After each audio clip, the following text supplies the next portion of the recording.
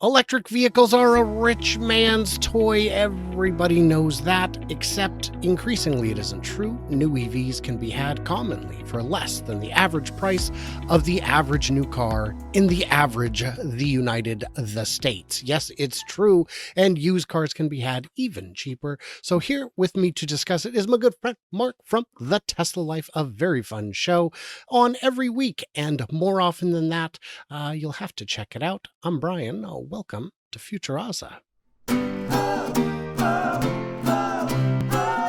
Mark, how are you? Doing well, Brian. I have to say there was a lot of averages in that opening. Well, I don't mean to be median, but that's just the mode I'm in. Your show today went really great. I enjoyed it. If you guys haven't checked out the Tesla Life, it's a whole lot of fun. You can ask questions and they will do their best to answer them, unlike a lot of shows where the comments just kind of get ignored, which is no fun. And then, of course, I will make jokes in the live chat and then watch the countdown and see how long the delay is. And then, it landed. They got it. They love me. They can't help Oh, it. yeah. I should mention before we get started last week when I was very tired and punchy and we talked for about 5 minutes about travel before getting into the show, that went over remarkably well in the comments. Thank you to everybody for sharing in the misery that is air travel. So much fun. How do we do it? So I'm just going to jump over here to this great story that you shared with me earlier. This is from the New York Times. This is, and I get it, not everyone likes the New York Times. That's fine. Electric cars are suddenly becoming affordable. More efficient manufacturing, falling battery costs, and intense competition are lowering sticker prices for battery-powered models to within striking distance of gasoline cars. Isn't that a nice thing to see? Shocking, Brian. Just absolutely shocking that this has snuck up on the New York Times. They didn't even see this coming. It's true. Alex Lawrence, a dealer in Salt Lake City who specializes in used electric cars, has seen all kinds of customers who are coming into his showroom. They used to be well-heeled professionals who would drop 70 grand on a Rivian, but recently he's seeing them snapping up used Teslas for a little over $20,000 after applying a $4,000 federal tax credit. Seeing younger people who are more blue collar and entry level, the purchase price of a car has suddenly become in reach. Have you seen that as well in your market there? Absolutely. It's become the used EV market is expanding rapidly. We've got now millions of EVs on the road. And of course, after 3, 4, 5, maybe 6 years, some people want to upgrade to the newer models. And those cars start to hit a market that has been untouched to this point. And of course, with the IRA providing an extra $4,000 to some when they purchase a used EV, that's a great incentive for that dealership to push that vehicle out to some people that previously would not have qualified for that price. And it's wonderful to see. For the longest time, I thought, well, now that the Model 3 is coming out, within a few years, I'll be able to get one because, car prices often cut in half over 3 years. I historically have always bought cars that were 3 to 5 years old for the most part because you get them for half the price, but they just never came down that far that quickly. And then when the Model Y came out, I was just convinced that what would happen is everyone would step up from a 3 to a Y and there'd be a ton of Model 3s available, and there just were not. But we're finally getting to the point where the market is not saturated, but the number of used EVs is larger than the number of new ones, finally, I suppose, is one way to look at it. So if we look at this one here, another one that you shared with me, while new vehicle sales are slowing, used vehicle sales are ramping up. Now, I would disagree a little bit with new vehicles slowing. I guess they're still increasing, just not increasing at the pace they were. Let's not let one data point stand in for an entire trend line. So what we've got is sales of new EVs have started to slow, but the opposite is happening with the used. A combination of factors has led to both the number of used vehicles available and the number of people looking to buy them increasing. The reasons include tax breaks, price drops, and a glut of cheap Tesla models caused by Tesla's own price cuts on its new cars and SUVs. Well, that would be why the prices have gone down. Now, I would push back on that a little bit because it's not that Tesla's depreciated faster than other cars from 3 years ago.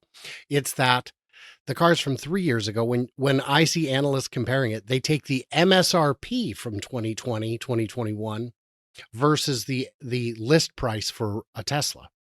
Ain't nobody buying cars for the MSRP during the slowdown. Exactly. There was just no Yep. way. Bear's Workshop traveled the country everywhere he could look to try and find cheap new cars. And just he was lucky if you get them for $1,000 or $2 over sticker, even having to drive it halfway across the country to get it home. It's very ridiculous. Now, one that I found was this interesting one from Plug-in America, increasing electric vehicle adoption in the secondhand market. And here they list uh, incentives. Now, of course, you've got incentives at the federal level, but there are also state and local ones. These are the ones for California, several here, Florida, New Hampshire, Oregon. This one is very generous, 2,500 off, but it's very difficult to get. Pennsylvania, Washington has the sales tax one, and there was another one on top of that. But again, very difficult. You had to apply in advance. There was a lot of hoops to jump through. But if someone's going to give you thousands of dollars for jumping through hoops, jump, my friend. Jump often. Jump as much as you can. So these are all things that are, true. So what are the actual prices? Would you believe I went ahead and checked? Now I'm going to zoom in a bit because this site doesn't like to scale as nicely as you might like, but here's just a few, and we're sorting by default rather than lowest. We can sort by lowest. Let's do that. Low to high. You will see a concentration around 2020 here, 10 vehicles in that time frame. But you've got 14,000 for an e-Golf with only 36,000 miles on it. That's a deal, man. A Low mileage. 2020 Bolt for 17. And these qualify for, now the federal incentive, you only get once per car. So you can't just flip it to all your friends. But a lot of these, and you can check with the dealer, they can find out for you, have not ever been resold. So it would qualify. So you'd be able to take thousands off of this price. You'd be getting this car for probably about $12,000. That is a heck of a deal. This one, same price, 12,000 miles on the odometer. Wow. Well, I don't want a Bolt. That's not an exciting car. My friend, you were asking for a cheap car. We have found you a cheap car. Please don't move the goalposts unless you're doing so with electric motors, because otherwise it just feels wasteful. ID4 Pro 19.9. I mean, these are real cars that are, as of the recording of this, available in inventory. And sometimes these guys get Teslas in, but they move real quick. A lot of Bolts. Good stuff all around. Here you go. There's a 2018 Model 3 long range with only 32,000 miles on it for 26,000 before incentives. You're going to be about 20,000 out the door. 20 to 23 depending on your situation. That is a hell of a deal. And it doesn't matter if the car's been sold a bunch of times. It only matters if it's been sold since the used car incentive came about. So you don't have to be the second buyer. You just have to be the second person to get the credit on it. The first person to get the used. Another 2020 Tesla, a Jaguar. These are all, 30,000 for a used car. Buddy, it's a 2023. It's only got 20,000 miles on it. This is basically a new car. Although it is a Nissan Urea. I think that's how you pronounce it. Is that how they pronounce it? I'm pretty sure. Is it Areola? I can't remember. It's something like that. And interestingly, they are lean on cars because these incentives have been so aggressive. They usually have more than 26 cars in stock. Good guys over there. No haggle on the sticker. Not a sponsor, but don't you worry. I'm working on that. I'll work on that. I just got to muster the courage. So yeah, any thoughts on, who should be buying a used car right now?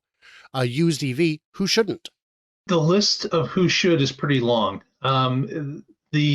Certainly being able to buy a used EV at, like you said, half the price, and pick up the low maintenance of an EV, and couple that with a rebate off the purchase price, that's a no-brainer win, like for all the categories. You lose fuel cost. You have low maintenance. The vehicle's at half the price, if not a little bit better, and you've got yourself a new vehicle to you. Like this is all wins. I can't see a problem with this because financially it's going to be a big win for you coming from a gas car.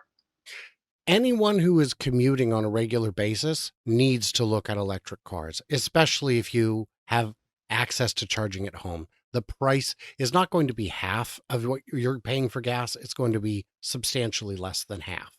And right there, if you're going to buy a $15,000-$20,000 car, if you're going to buy a $12,000 Chevy Bolt and save $200 a month in gas, it's a free car over 5 years. Yeah. Yeah, but it's not, Mark, but it's not cool. It's not cool. I want a cool car.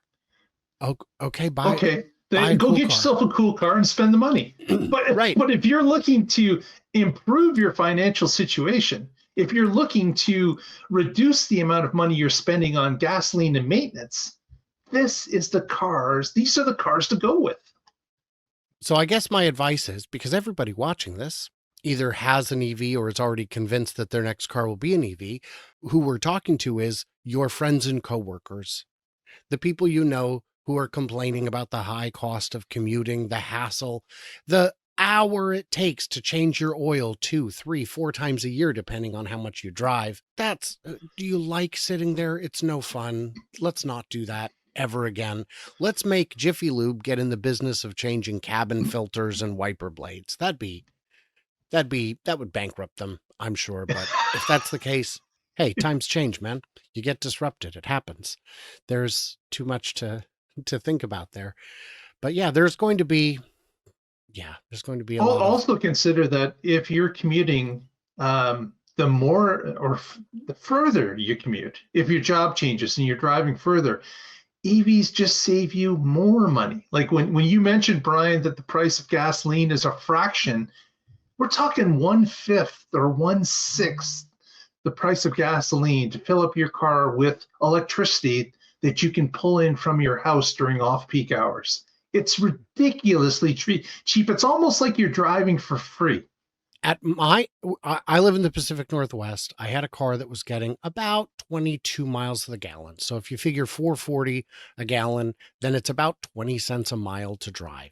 My power is 8 cents a kilowatt hour, which means I'm paying about 3 pennies a mile to drive. 2.5, 3 pennies a mile to drive.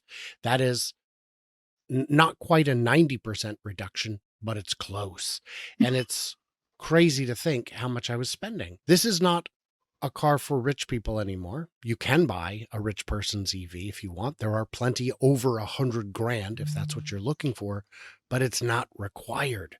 These are already everyman cars, which is very exciting. Hey, I don't know if you know this, Mark. I didn't want to share the secret, but you're going to be at this event in Michigan, the Tesla Owners Club of Michigan. That's right. Coming up shortly. Did you just call me shortly? There's a Tesla meetup presented by Rebellionaire, with whom I am affiliated. There's going to be a pretty spectacular light show Saturday night after the main event is over. And then we've got, the list of speakers is outrageous. Sandy Monroe will be there, Jordan Giesecke from The Limiting Factor, Dirty Tesla, Kyle from Out of Spec, and then local favorites. And I mean, really, Sandy Monroe is a local favorite, but we'll have Dr. Carl Bloss from Zero E Michigan will be there. Mike from Mike's EV Garage. So many great people. Dr. Scott Walter, Dr. John Gibb. There are like 4 or 5 doctorates on this panel. And nobody will look at my rash. It's driving me insane, and I don't know what to do. So yeah, check it out. And if you're coming for the light show, please do sign up.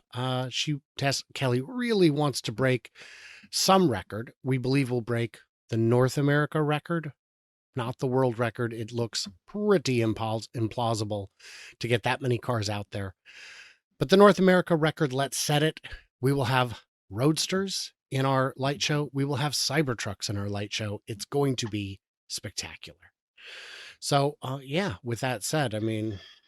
And what city is this based in, Brian? Muskegon. I'm sorry, Muskegon for the day. The city apparently allows them to say, yeah, for the day, sure. It's spelled the same, but it is Muskegon. So that is exciting. I will be driving out there. So if you are in, Utah or Colorado or a Dakota or somewhere between here and Michigan and would like me to swing by and say hello, let me know. I may be able to make that happen. And then I may be coming back a southern route instead so I can see, the Arizona, New Mexico, Nevada, California kind of route. Let me know. Who knows? I may want to visit. And if you just love to see my shenanigans, you can always support me on one of these many fine platforms. These are how I'm able to afford so many of my journeys.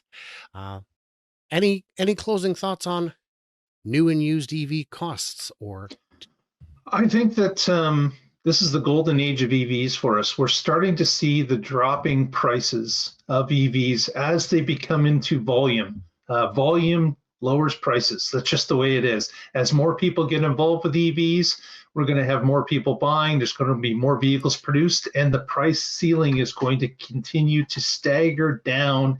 And that's going to be a plus for all of us. More choices, more availability to the market, new entrances. It's going to be great. I think this is going to be fantastic.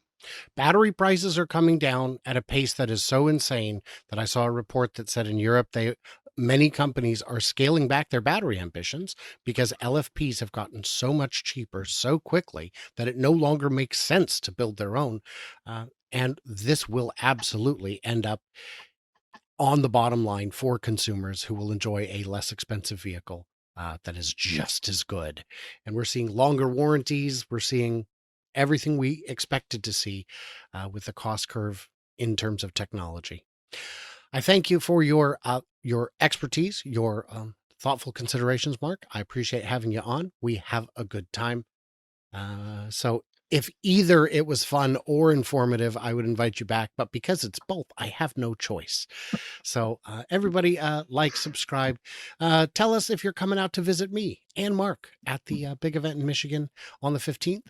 And everybody else, like, subscribe, bonk a thumb or two. Maybe head over to the Tesla Life and see what those guys are up to. Patrick and Casey join Mark every week. They are all three of them a lot of fun. And, like, subscribe. You know what you got to do. Stay tuned, stay juicy, and I cannot wait to hear from you clever robots on the road.